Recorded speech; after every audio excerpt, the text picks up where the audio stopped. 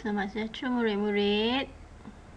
Apa khabar semua? Saya harap awak sihat dan kekal di rumah sambil mengikuti pembelajaran kita pada hari ini. Okey, saya merupakan Cikgu Sarahimah dan kamu tak pernah jumpa saya sebelum masuk. Okay, saya sudah mula bertugas pada hari ini. Okey. Tentang tajuk sistem pembiakan manusia. Okay, sebelum ni kita dah belajar tentang, kamu dah tengok lihat PowerPoint YouTube yang saya upload mengenai sistem pembiakan lelaki dan sistem pembiakan perempuan.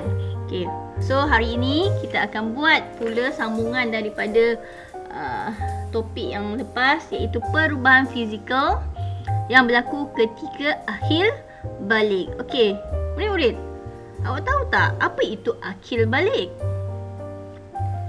Okey, maksud peringkat permulaan sistem pembiakan menjadi matang atau matured dan menghasilkan sel pembiakan, di mana testis dan juga ovari dia akan menghasilkan sel pembiakan. Apa itu? Ovum dan juga sperma. Akan perintikan setiap butiran-butiran tentang perubahan fizikal yang berlaku ketika akhir balik. Okay, saya ingin tahu, bagi lelaki, apakah umur untuk mencapai akhir balik ini?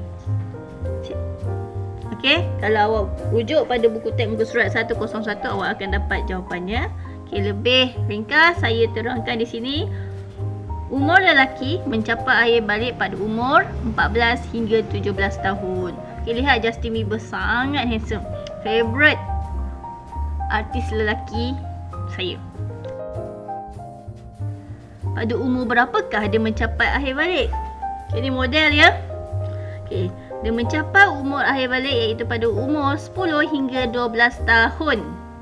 Okay, boleh faham semua? Pada umur 10 hingga 12 tahun.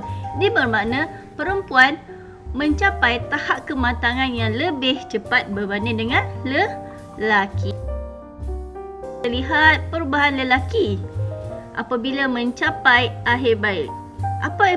Apakah perubahan yang berlaku kepada kanak-kanak lelaki? Okay, kita lihat slide ini. Yang pertama, ketinggian meningkat. Okay, maksudnya dia dah bertambah ketinggian.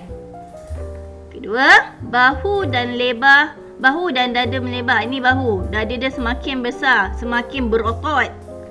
Okey, tumbuh bulu ketiak. Okey, tumbuh bulu di sini di bawah ketiak dia. Okey, tumbuh bulu pubis, iaitu kemaluan dia sudah ada bulu. Okey, suara pula sudah menjadi garau, semakin besar. Okey, kalau dulu dia bersuara macam kanak-kanak, bila dia dah mencapai akhir balik, dia bersuara lebih garau, lebih kasar. Okey, rambut dia, kulitnya dan mula berminyak, banyak minyak. So dia akan tumbuh jerawat. Okey, semua mengalami kan apabila mencapai akhir balik. Okey, otot lengan membesar, dia ada otot-otot di sini.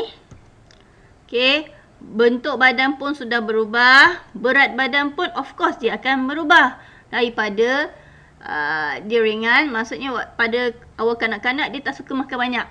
Bila dia mencapai akhir balik, dia akan berselera untuk makan, that's why berat badan dia akan berubah, maksudnya dia meningkat. Bulu tumbuh di bahagian muka dan badan, maksudnya bahagian muka ni akan tumbuh bulu, di bahagian dada ni akan tumbuh bulu. Okey, nanti saya akan terangkan kemudian.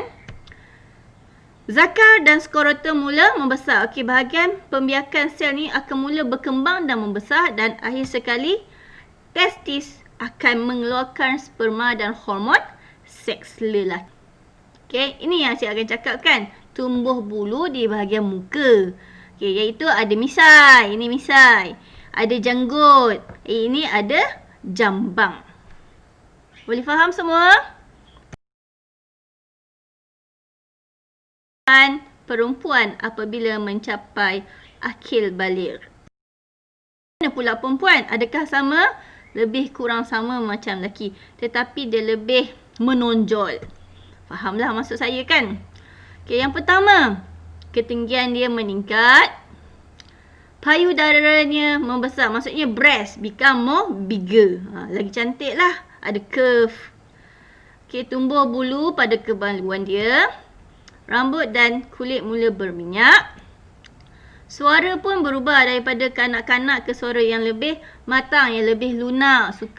Perempuan pada waktu ni dia suka menyanyi, suka dreaming. Okey, sebab dia mula tertarik kepada lelaki. Okey, seterusnya tumbuh jerawat, punggung akan melebar. Ni punggung dia semakin bigger. Bentuk badan berubah, lebih cantik, berat badan pun akan berubah sebab dia akan selera untuk makan lebih. Okey, tumbuh juga bulu bahagian ketiak. Okey, pada waktu ini perempuan itu sudah mula untuk datang haid, di mana sistem pembiakan sudah berubah, sudah mengembang, di mana ovari akan mengeluarkan ovum dan hormon seks. Kita lihat pula struktur bahagian sperma dan juga struktur bahagian ovum. Okey, struktur bahagian sperma dia ada dua bahagian. Yang pertama bahagian kepala dan yang kedua bahagian tengah. Okey, di bahagian kepala ini terdapat satu bahagian yang dikenali sebagai nukleus. Nukleus inilah yang membawa sel pembiakan atau DNA bagi lelaki. Bahagian tengah terdiri daripada membran plasma dan juga ekor. Bahagian ovum. Ovum terdiri daripada membran sel di bahagian luar ini. Bahagian dalam ini dikenali sebagai sitoplasma dan bahagian dalam yang mempunyai sel pembiakan dikenali sebagai nukleus. Dan bahagian luar ini dikenali sebagai lapisan sel. Okey, mari kita bercakap tentang ovum. Apakah persamaan dia?